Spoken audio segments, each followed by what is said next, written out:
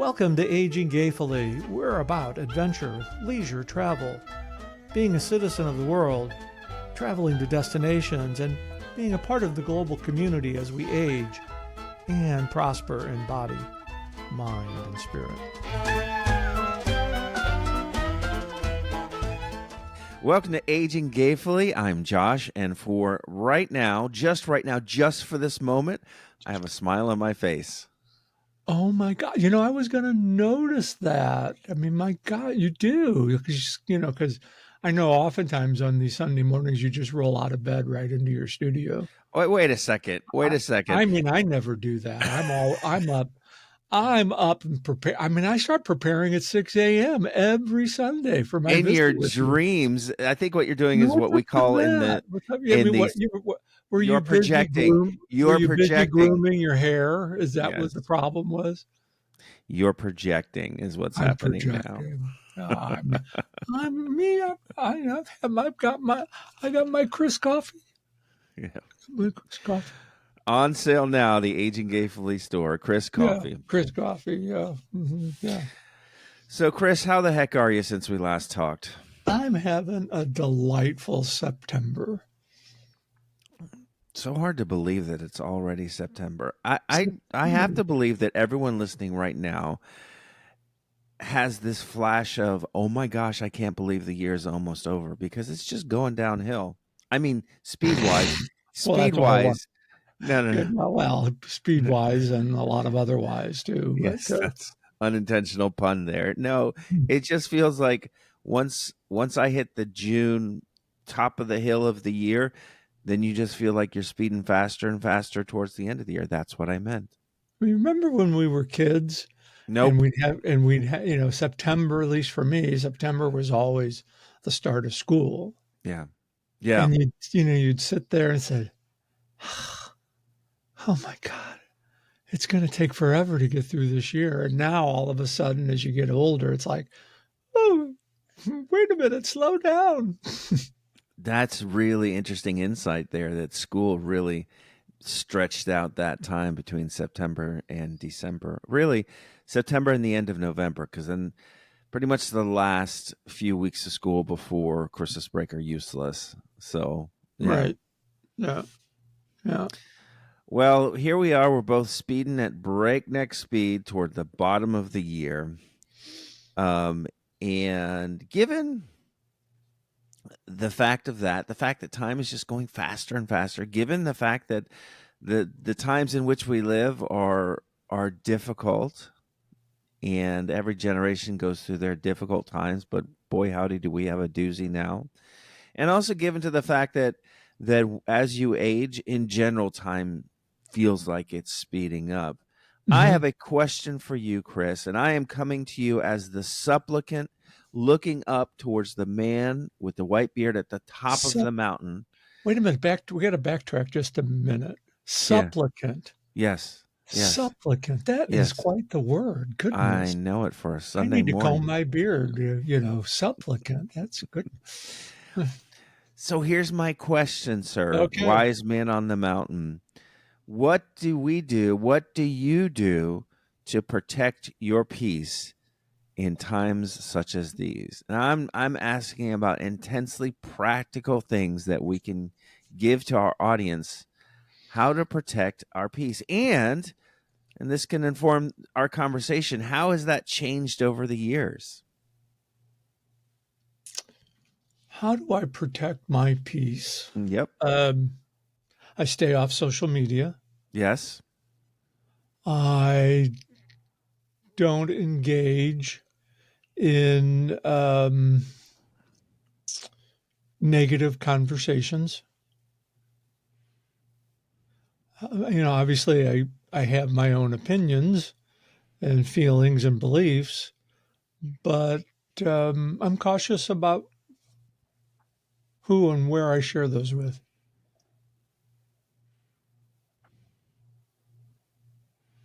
Well, I will say that putting this thing down, and I'm holding up my phone with the picture of my lovely wife Amanda on it, by the way. Putting this down is certainly 3/4 of the way there, of not exposing yourself to the chamber of social media, or what they call doom scrolling, where you just scroll bad news story after bad news story, or foul opinion after foul opinion, or uninformed rant after uninformed rant. That certainly will take you a lot of the way towards protecting yourself and to protecting your emotional state. Right. And I think, it's different for each person. It's kind of like finding your comfort zone. And, social media certainly has changed the way society reacts to things. I mean, again, these are just my Mm-hmm. personal observations and experience, somebody that has used social media. But I don't know. For me, social media, uh, I mean, I want to see what my friends are doing. I want to watch, see their trips. I want to, their good times. I'm not really interested in negative commentary Mm-hmm. relating to Sure, social media. sure, but unfortunately, it's hard to get away from it. It's hard to get away from that. Yeah. But you can you can certainly be in control of what you absorb on social media, and I think that's kind of the trick to the to social media is I'm into keto recipes right now, Mm-hmm. and That's so cool. it's like I'll do my Facebook and Instagram. And then what I find out as these algorithms, well, what happens when you're looking at things that are really of interest to you, then all of a sudden more of that appears. Yeah.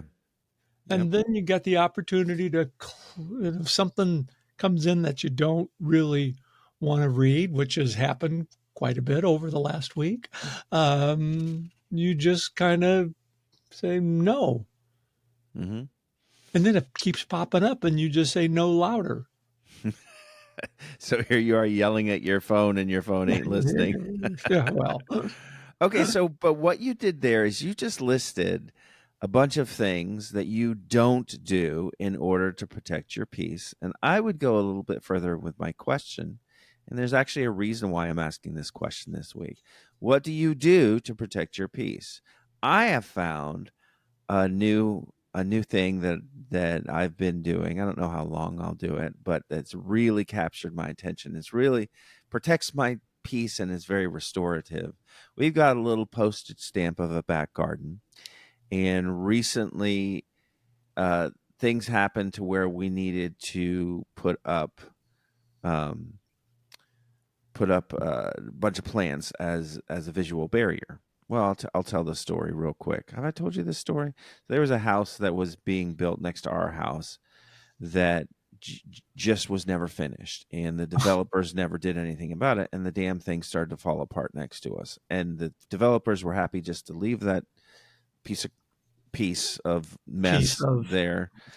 And so I went on a email writing campaign, first to them and then to the city in which I live. And finally, after several strongly worded letters, they ripped the thing down. So now we don't have anything on that side because that house formed the barrier on one side of our back garden. Right? We didn't need a fence because there was that house there, basically zero lot. Now we need to have a visual barrier, so I started to buy some plants, and now I am very addicted to building up our back garden and picking out plants and putting them up and just making sure they're tended and watered. And I freaking love it, man. In fact, I might start a business, planting with Josh or whatever we're going to call it, where I just go plant pretty flowers and trees in people's back gardens. But that is the thing that I'm doing right now, and it's so calming and it's so it is. wonderful to be able to do. So that's one of the things that I'm actively doing to protect my peace and to build my peace Well, is playing in nature. yeah. So, you live in a house. I live in an apartment, Sure. a condo, and on our patio, um, I have started. It was a couple of years ago where I've started with orchids, and now I've got a little bit of a garden in the on the patio with a grow light, and there's some peace and tranquility in taking care of the garden. And I haven't lived in a house since I was a kid because I've been more of an apartment Yeah. person. But I have this vision of as I watch these YouTube shows where uh, these British people are redoing they're redoing chateaus in France. I said, Oh yeah. I I I I just like to go and be a staff member and work in the fields and plant the uh, plant the flowers and all the and pick the grapes. I mean, I I aspire to that because there's something great about being out in nature. So on a smaller scale, you know, yeah, I get it. It's there's something about being in nature that really is calming and relaxing. Oh sure. Oh sure. Well, so what are some of the things that maybe you do to refresh yourself, to restore your peace, to hold the world at bay? Well, I turn on instrumental music. Oh, very nice. Yeah, Very nice. my favorite station is, and this isn't a plug, but my favorite station is Sirius XM Escape. Not a sponsor.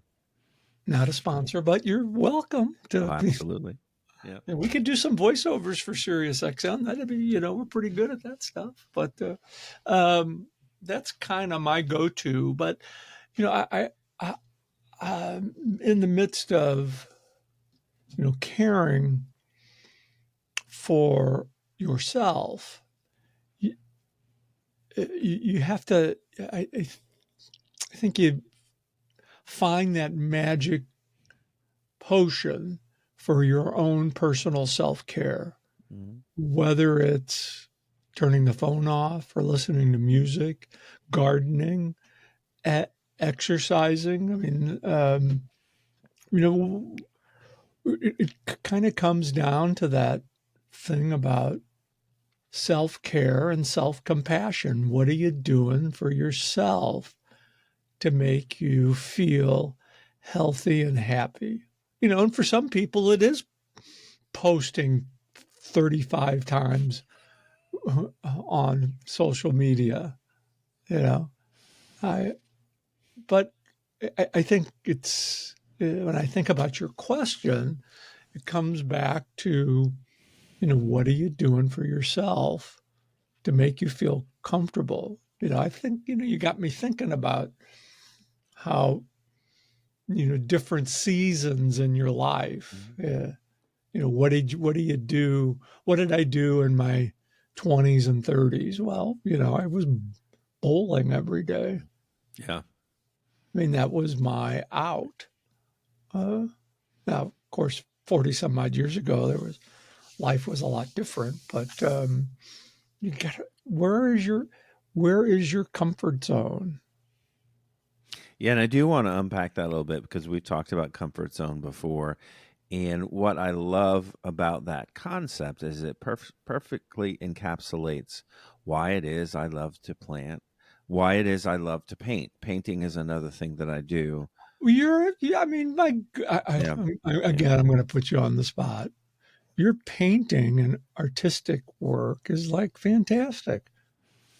I do. Thank you. I'm still waiting for the polar bear underneath the umbrella sitting on the beach. And I'm really patient because yeah, but that's not the polar bear. You got to do the Yeah. polar bear. Well, I, Remember, you got it's this. I mean, you called me out earlier, so now I need to see it in one of your art. I mean, you've got talent. You've got talent that really puts you in a happy place. it is. And I will tell you the one thing about my painting, because I've done commissions before. I did a run of pretty successful pet portraits. I made a chunk of change from doing watercolor pet portraits, but I found that my painting is one of those things that I just do for me. It starts to become, when I get a commission, and I've had here and there a few since I stopped doing them. Someone will say, "Could you do a portrait of my dad or something?" And if the project strikes my heart in a certain way, I'll do it. But I paint as my act of restoration, and so therefore it's just got to be what I want to do. And I have figured out, with all of these things that help us keep our peace, protect our peace, especially if we are exercising a talent or planting plants or whatever it is. For me, at least, I can't speak for anyone else, but for me, at least, in that moment, no matter how out of control the rest of my world seems to be, and no matter how little influence I have over the tragedies and the horrors of the world, when I'm painting, when I have that brush, I am in complete control. I have mastery of that moment, and that is everything in the midst of not being able to feel control. That really plays into what um, I've been trying to do myself as well, stepping into your comfort zone. Yeah, yeah, absolutely. I Yeah, mean, that's what that means, is that's what that means. It's at like, that moment. there's, um, we're conditioned to think that there are things that we have to do, and sure, that's true. I mean, you have to find a way to support yourself, whether in whatever that is. The people that are the most happiest, I think, are those that are using their talents and skills that manifest. Um, I don't want to say fortune, because I don't want to put a Yeah, monetary uh, notation to it. But if the people who I think are most happy, and I know when I would have been most happy in my life, is when I'm using my talents and skills to the fullest, yeah, that are manifesting not only income, but um, personal gratification. yeah, And it's funny because I've been, because we didn't prep for any of this conversation today, and that's one of the beauties of what we do. But as I'm closer to 70 than I am 60, yeah. and I'm thinking I've been living the best of my life, because right now I'm manifesting my talents and skills in a way that I haven't done for years. And I think, God, I work in all those other people's jobs and how unhappy I was, but that was something I had to do.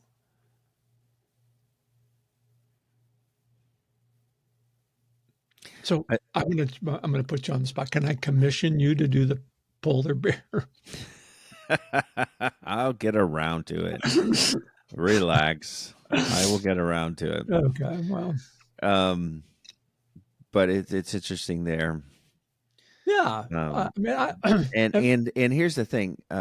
I work with seniors. I work in a senior community, and I have seen people who are just now discovering talents and skills that they didn't know that they had, or they didn't know that they wanted to pursue. But now that they're retired, they have the freedom to be able to do that, and it's just like they're completely and totally different people.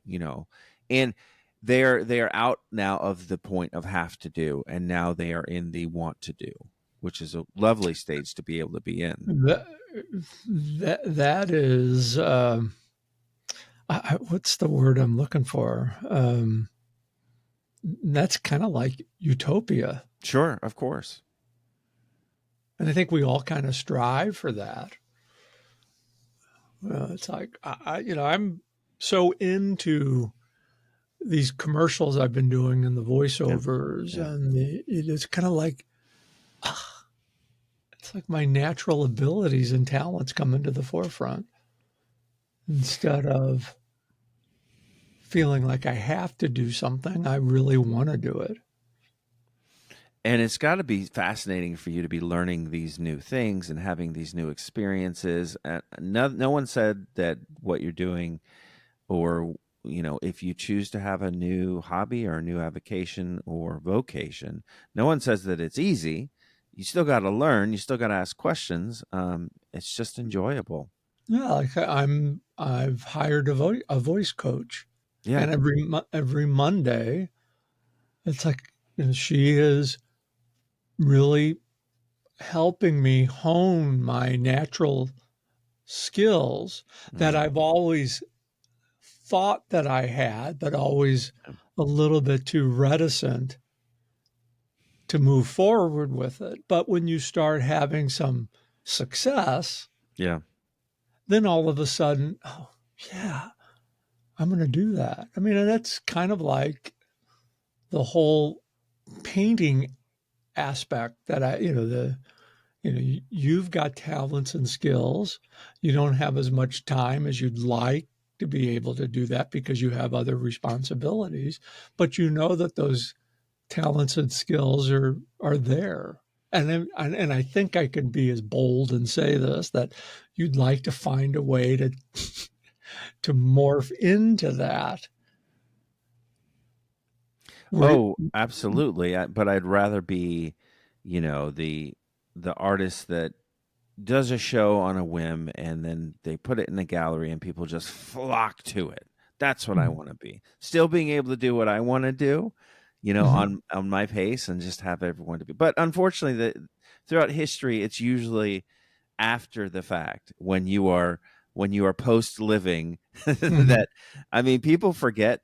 I think that Vincent van Gogh, who's one of my favorites, like, he was not lauded at all until after the fact. So I want to avoid having to take that route. I'd rather have all of my fame and accolades now. Thank you very much. Well, um, I'm I'm a supporter. There you go. There you go. But going back to this idea of learning, that's the other thing that I do to protect my peace. Is I find an interesting question, and then I go research it. I keep asking the question until I get an answer. Right Yeah, now, I'm looking at, in fact, it's on my desk here. I'm looking at different ways of viewing the world, different avenues of philosophy, different religions and what they do. Right now, I'm looking at the Tao Te Ching, which is just another. It's an Eastern philosophy. Just asking questions, questions that I want to know about, and just pressing uh, this need to learn and to continue to grow. That protects my peace as well. I mean, I sometimes think I that find answers that I don't like, and then right. I say, okay, well, I don't want to deal with that anymore. And then I go and I'm curious about something else. But it's good to find those answers that you don't like Of because course. it helps in the thought process. That's why I would hope that everybody had the opportunity to experience what it's like living in a different culture, Oh, sure. um, because you kind of get out of your own box. Hmm. Oh, yeah. And I was joking about the answers that I don't like. That's fascinating as well. No, I know, Yeah. I know you Yeah. were. Yeah. Because that's how we learn. Just, We learn by but we learn by engaging in conversation, and people that might have different opinions or beliefs are reading about that. It doesn't mean you have to disagree with people because they are have a different opinion, but that seems to happen quite a bit these days. It's like it's my way or the highway. It's like I don't think life's like that. it shouldn't be. Yeah. It shouldn't be. Well, I hope everyone out there listening is turned on to the fact that being curious and asking questions and learning and growing is something that never expires until we do. It's never too late to learn something new or to get into a new hobby or whatever. I have to point out another piece of your talent that just came out in a couple of sentences. Your poetry and rhyming. Mm. That's another talent of yours that just comes out naturally. Well, thank you, sir. Yeah, Don't you're just not another guy with a bald head. So I don't know. It I got a little bit of a thing here because I podcast now a lot on video. yeah. Um and every time I do, like I was podcasting with a gentleman yesterday, and why do people always got to bring up the bald head? It's just who I am. Just leave it alone. It's a bald head. Get over it. Come on now. Yes, as you are moving your head around and it's catching the light. What's this? What was it? Blinded by the light. That's What's right. that? That's right. Well, Chris, how can people get in touch with us and tell us how they are protecting their peace? Well, they can email us at yesiam at aginggayfully.com. Yes, I am at aginggayfully.com. And if you want to be a neighbor of Josh, you can just go buy the lot next door. Yeah, that's right. Please, someone buy it, please, so that we can actually have normal development around here. Um, well, Chris, until next week, I certainly hope that your learning and your adventures give you a sense of peace and joy. I would concur with that, and I wish the same to you and all of our listeners out there. All right, we'll talk to you all soon.